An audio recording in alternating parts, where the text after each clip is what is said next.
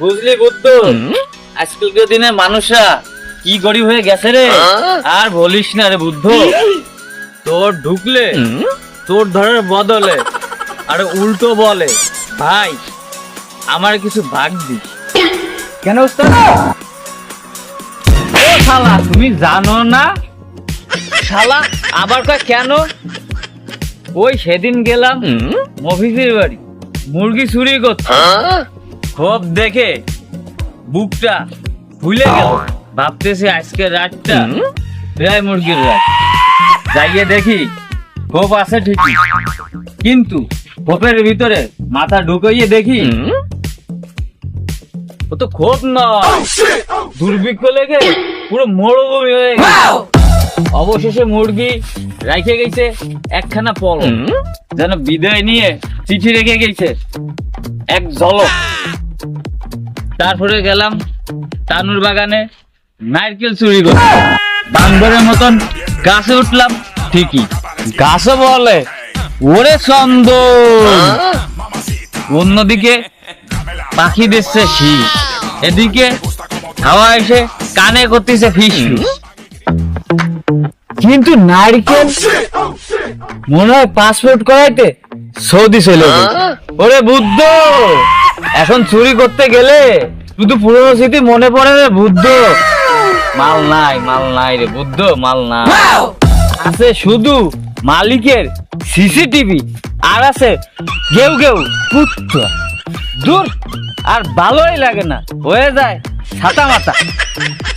এখন তুই আমারে বল, আমরা যদি চুরি করতে নাই পারি, এই জীবন চলবে কি হয় ক বুদ্ধ? চাল ডাল এগুলো তো কল্পনা করে রান্না করা যায় না। কেন ওস্তাদ চুরি করে? ও শালা, তুই আমি তুই আমরা যে চোর, এটা আমি ভালো করেই জানি। ও শালা শালা, শুধু উল্টো পাল্টা কথা বলিস, দেখতে গাধা মনে হলেও শিয়ান আছো, চলে চলে। ও শুধু আমার খালি মারে। বুঝলি চকলেট, আজকের মিশন কমপ্লিট করা লাগবেই লাগবে, না হলে মান সম্মানের একদম মাইরি বাপ হয়ে যাবে। হয় ঠিক ঠিক। একটু তুই আগে শুরু করস। কি ব্যাপার, বুদ্ধ গেল কই? কি রে বুদ্ধ, ওখানে বসে বললি কেন? না ওস্তাদ, এমনি বসছিলাম। আয় আয়, কিছু বলবো না নে।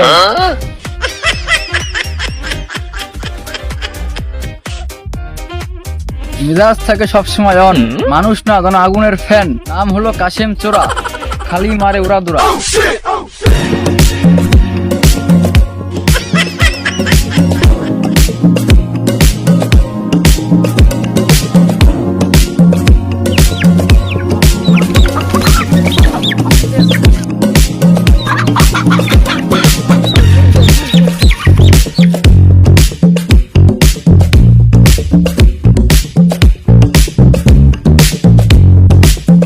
আরে বুদ্ধ, এটা কি মুরগি না পরি?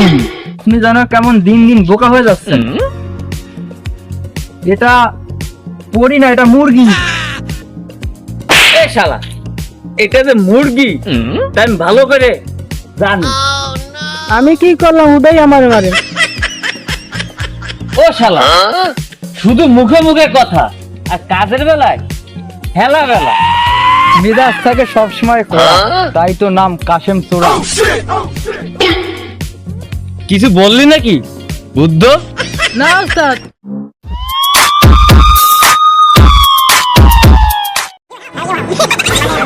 না, এলাকায় মনে আর শান্তি ফিরবে না রে। কেন, তোরে আবার কে কি করলো? ও শালা, তুমি কি চাঁদের দেশে থাকো? তুমি জানো না কিছু? এলাকায় যত নিরীহ মুরগি, ছাগল, ডাব, নারকেল আছে, এদের পরে নির্মম ভাবে হামলা চালাচ্ছে ওই কুখ্যাত বিখ্যাত কাশেম চোরা। কি বলিস? না, আমি তো এটা শুনি নাই। আমি তো আরো শুনলাম কাশেম চোরা নাকি এগুলো চুরি করে। এ তোরা কে কোথায় আছিস? আমারে কেউ ধর, ধরে কতক্ষণ আমার মার, আর না পারলে কেউ আমাকে একটু পাবনায় যাওয়ার ব্যবস্থা করে দে। মনে হয় আর সুস্থ থাকতে পারবো না। দোস্ত তাহলে তো আমি ছাড়া আর কেউ নেই, তোর মনের ইচ্ছা আমি পূরণ করে দেবো। হাত দিয়ে মারবো নাকি লাঠি দিয়ে? দোস্ত আস্তে মারবো নাকি জোরে?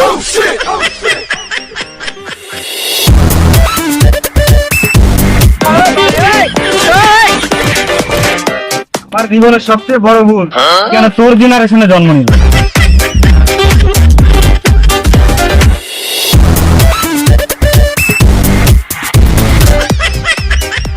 বুদ্ধ কি ছাগলে মাইডি, মনে হচ্ছে ওটা ছাগল না, মায়াবতী হরিণ। ওস্তাদ বয়সের সাথে সাথে আপনার চোখও মনে হয় বুড়ো হয়ে গেছে। ওটা হরিণ না রে ওস্তাদ, ছাগল। ও শালা, ওটা যে ছাগল তা আমি ভালো করে জানি। কাজের বেলা ঠন ঠন, মুখের বেলা আছে প্যান প্যান। আর ভালো লাগে না রে, এটা সব আমার ফল ছাড়ে।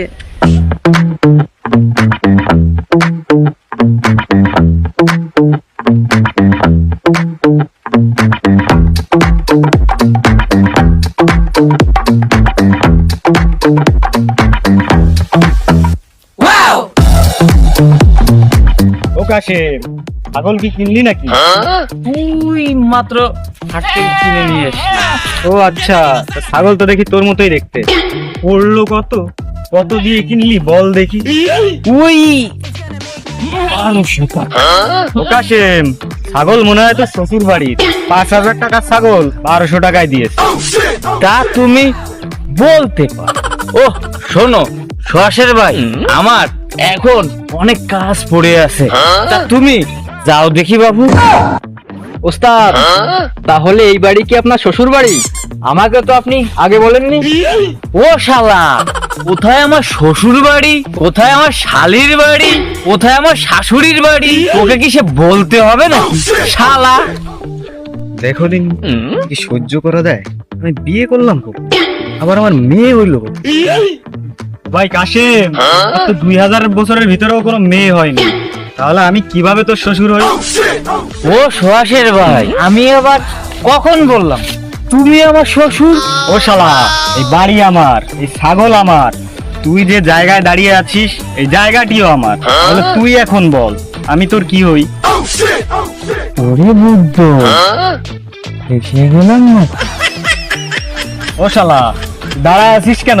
কাশেমকে ধর, ধরে একটু যত্ন খাতির কর, ও নাকি আমার জামাই।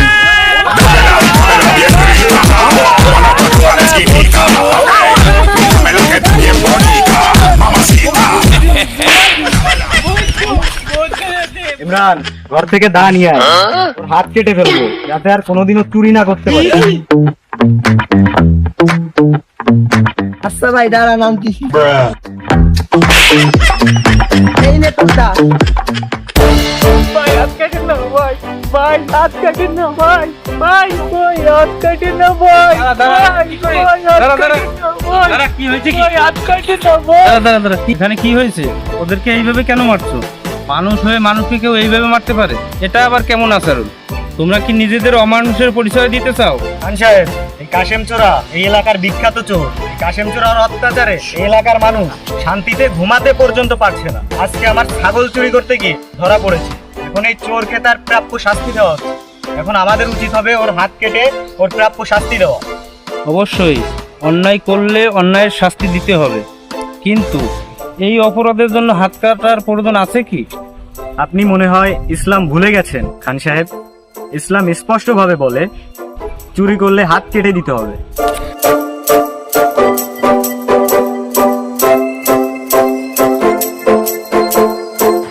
আমি ইসলাম বলিনি সুহাসের, বরং তোমরা ইসলামকে ভুলভাবে ব্যবহার করছো। তবে হ্যাঁ, চুরির সাজা, হাত কাটার বিধান ইসলামে আছে, কিন্তু তার আগে আমাদের রাষ্ট্রের কিছু দায়িত্ব আছে। হয়তো তোমরা জানো না, শাস্তি দিতে হবে, কিন্তু সেই শাস্তির আগে জানতে হবে আমরা মানুষ হিসাবে কতটুকু দায়িত্ব পালন করেছি।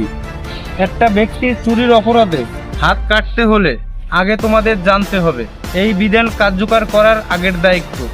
তোমরা কি জানো প্রত্যেকটি শাসকের তার দেশের নাগরিকের প্রতি 5টি মৌলিক দায়িত্ব কার্যকর করতে হবে? তোমরা হয়তো জানো না।